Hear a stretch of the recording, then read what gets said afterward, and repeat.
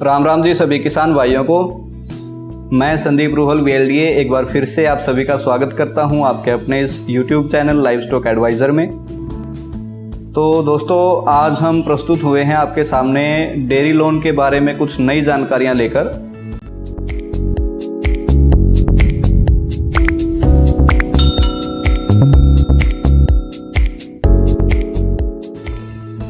तो पिछले वर्ष की जो योजनाएं थी 2020-21 वित्त वर्ष की जो योजनाएं थी वो आपको पता होगा कि मार्च 2021 में वो योजनाएं बंद हो गई थी। उसके बाद अब वित्त वर्ष 2021-22 के लिए योजनाएं दोबारा से शुरू हुई हैं। तो उन्हीं में से एक विभाग की स्कीम है डेयरी लोन की। तो इसी योजना के बारे में दोस्तों आज आपको इस वीडियो में हम पूरा डिटेल से बताएंगे। हालांकि डेयरी लोन की स्कीम पर मैंने 2 वीडियो पहले भी बना रखी हैं। जनरल कैटेगरी के लिए जो स्कीम थी उसके लिए मैंने अलग वीडियो बना रखी है और एससी कैटेगरी के लिए जो स्कीम थी उसके लिए भी मैंने अलग से वीडियो एक बना रखी है। लेकिन इस बार जो स्कीम विभाग द्वारा जो योजना लागू करी गई है उसमें कुछ छोटे छोटे चेंजेस किए गए हैं विभाग द्वारा। तो आज मैं उन्हीं चेंजेस के बारे में आपको थोड़ा सा जानकारी देना चाहूँगा। पूरा डिटेल में आपको नहीं लेकर चलेंगे क्योंकि डिटेल मैं ऑलरेडी आप लोगों को दे चुका हूं। अगर पहले वाली वीडियो अगर डेयरी लोन की किसी ने नहीं देखी है तो उसका लिंक मैं आपको नीचे डिस्क्रिप्शन में भी दे दूंगा, वहां से आप पहले वाली वीडियो भी देख सकते हैं। और इस बार जो विभाग ने स्कीम में जो चेंजेस किए हैं उनके बारे में मैं आपको मोटा मोटा सा बता देता हूँ इस बार। तो पिछले वाली स्कीम में जो था दोस्तों उसमें ये था एससी के लिए 50% सब्सिडी थी और एससी के अलावा जो भी अदर कैटेगरीज रह गई उन सभी के लिए ब्याज माफ़ी की स्कीम सरकार द्वारा रखी गई थी। यानी कि जो भी आप लोन लेंगे उस पर जो भी बैंक का जो भी ब्याज बनेगा वो सारा ब्याज आपका माफ़ हो जाता था। लेकिन इस बार दोस्तों विभाग ने 25% की सब्सिडी रखी है जनरल यानी कि अदर कैटेगरीज के लिए। एससी कैटेगरी के लिए वही सेम 50% सब्सिडी है, लेकिन जनरल कैटेगरी के लिए इस बार 25% सब्सिडी रखी गई है। और डेयरी लोन की जो यूनिट्स हैं यानी कि कितना कितना लोन आप ले सकते हैं उसके बारे में मैं थोड़ा सा आपको बता देता हूँ। पिछले वर्ष तक दोस्तों जो था डेयरी लोन के लिए आप मिनिमम 3 पशुओं के लिए लोन ले सकते थे, लेकिन इस बार विभाग ने मिनिमम जो यूनिट है 4 दुधारू पशुओं की रखी है।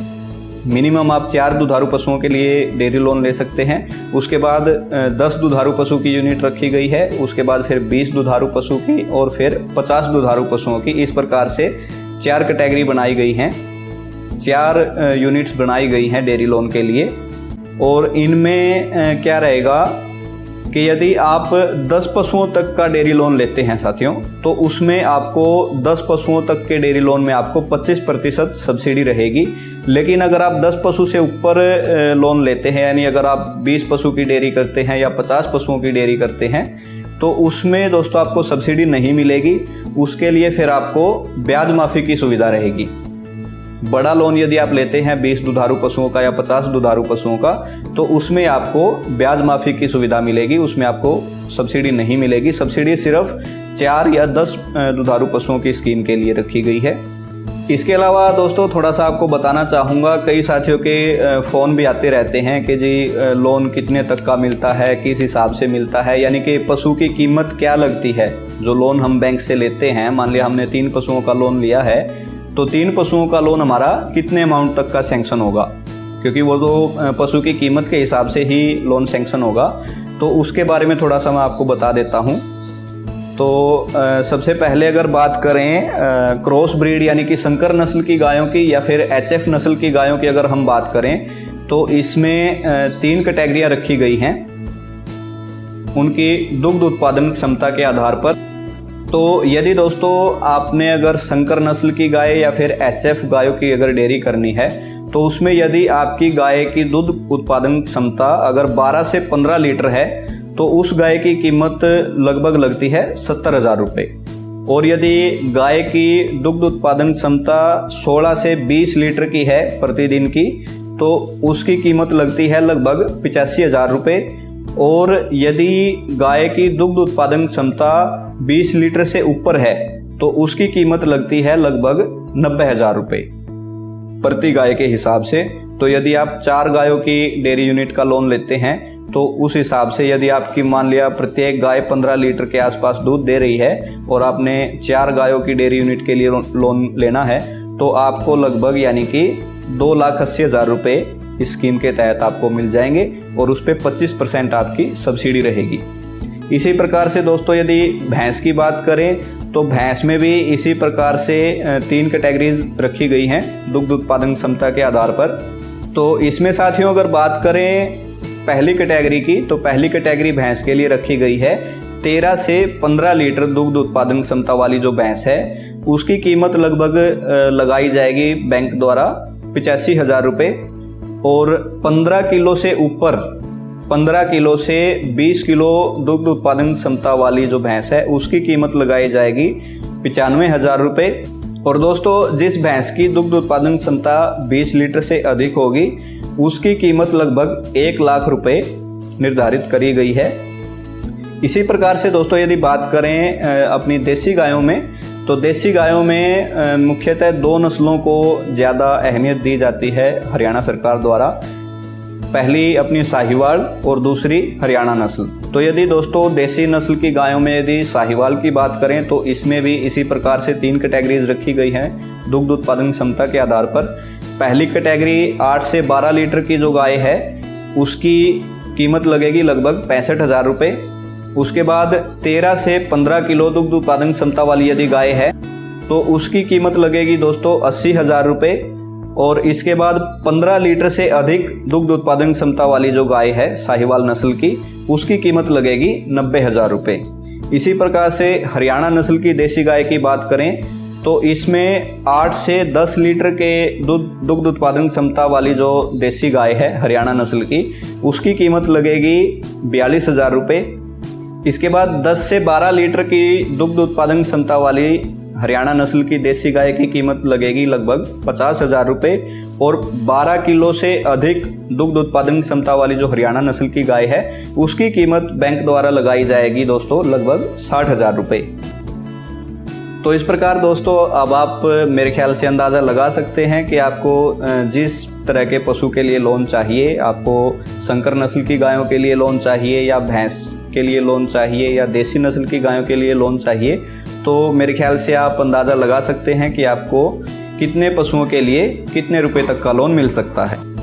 अब इसके अलावा दोस्तों बात करें सब्सिडी की कि सब्सिडी आपको कैसे मिलेगी, तो सब्सिडी के लिए जो प्रावधान रखा गया है विभाग द्वारा उसके लिए जब बैंक द्वारा आपका लोन डिस्बर्ज कर दिया जाएगा, यानी कि बैंक द्वारा आपको लोन अमाउंट आपके खाते में प्रोवाइड कर दिया जाएगा, उसके लगभग 3 महीने के बाद सब्सिडी आपके खाते में विभाग द्वारा ट्रांसफ़र कर दी जाएगी। 3 महीने का इसमें लगभग समय रखा गया है विभाग द्वारा। इसके अलावा दोस्तों 20 से 50 दुधारू पशुओं की यूनिट के लिए कुछ विशेष बातें मैं आपको बताना चाहूँगा। इसमें यदि आप लोन लेते हैं 20 दुधारू पशुओं की यूनिट का, तो इसमें आप अधिक से अधिक 20 लाख रुपए तक का लोन ले सकते हैं। और उसमें से जो ब्याज माफ़ी की स्कीम आपकी रहेगी 75%, यानी कि लगभग 15 लाख रुपए तक आप ब्याज माफ़ करा सकते हैं। 5 लाख रुपए का आपको ब्याज देना पड़ेगा।